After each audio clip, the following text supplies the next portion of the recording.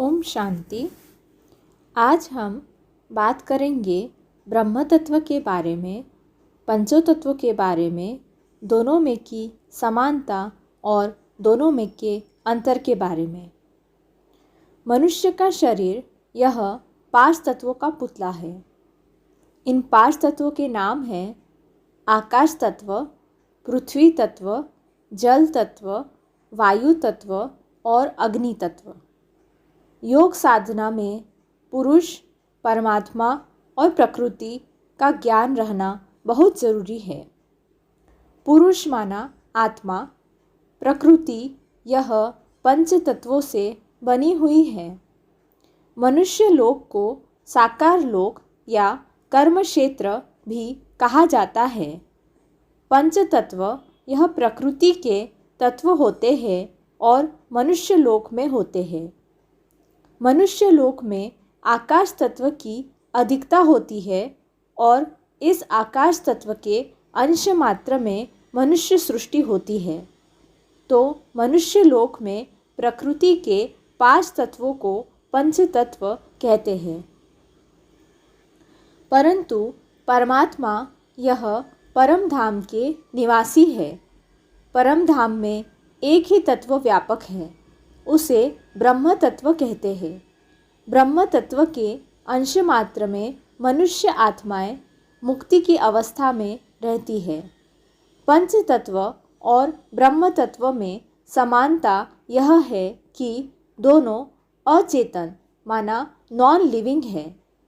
परमधाम में एक ही तत्व ब्रह्म तत्व रहने से उसे ब्रह्मलोक भी कहते हैं। ब्रह्मलोक में ब्रह्म तत्व यह यूनिफॉर्मली डिस्ट्रीब्यूटेड माना अखंड रहता है। सरल भाषा में ब्रह्मलोक में ब्रह्म तत्व यह कहीं अधिक या कहीं कम ऐसा नहीं रहता है। परंतु मनुष्य लोक में पंच तत्व यूनिफॉर्मली डिस्ट्रीब्यूटेड नहीं रहते हैं। कहीं जल ज़्यादा है तो कहीं रेगिस्तान है, कहीं पहाड़ी है तो कहीं मैदानी इलाका है, कहीं धूप ज़्यादा है तो कहीं ठंड ज़्यादा है। ब्रह्म तत्व यह सेल्फ इल्यूमिनेटेड माना स्वयं प्रकाशित है, परंतु पंच तत्व स्वयं प्रकाशित नहीं है। पंच तत्वों में जब भी इम्बैलेंस या हलचल होती है तो मनुष्य लोक में नेचुरल कैलामिटीज़ जैसे बाढ़, भूकंप, ज्वालामुखी, लैंडस्लाइड ऐसी आपदाएं आती हैं। परंतु ब्रह्म तत्व में सदा शांति रहती है। सतोगुण, रजोगुण और तमोगुण ये प्रकृति माना पंच तत्वों से उत्पन्न तीनों गुण अविनाशी आत्मा को शरीर से बांधते हैं।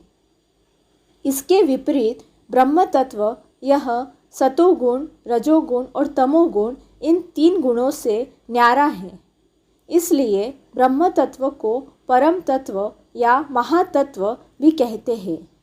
भगवत गीता के 4 अध्याय के 6वें श्लोक में परमात्मा कहते हैं, मैं अजन्मा, अविनाशी और समस्त प्राणियों का ईश्वर होते हुए भी प्रकृति को अधीन करके अपनी योग माया से प्रकट होता हूँ।